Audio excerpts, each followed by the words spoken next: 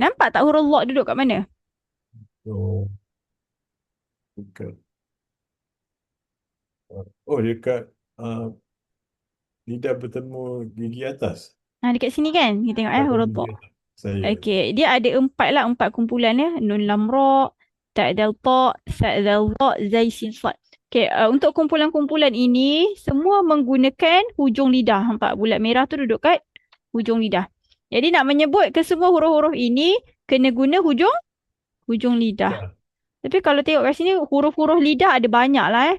Hmm. Ada hujung lidah, Enam. tepi Oh, lidah, tengah lidah dan juga pangkal lidah.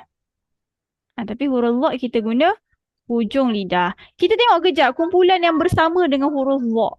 Dia ada huruf sa dan juga huruf zal. Kalau ya. dia dalam satu grup tu maksudnya makhraj dia Ba, sama. ba, Cik, ba, bo. Oh, lidah jeli. bagus. Jadi ketika Ba. menyebut huruf ni, lidah kita akan terkeluar sedikit lah.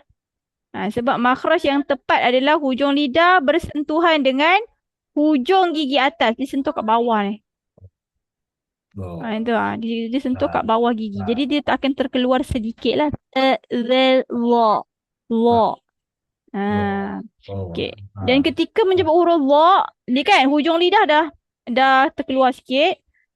Kemudian keliling lidah ni semua naik atas, menghimpit. Jadi penuh. ya. Pangkal lidah pun naik. Jadi keadaan lidah jadi macam tu. Dia lagi Bo. tebal ke atas. Wo. Wo. No.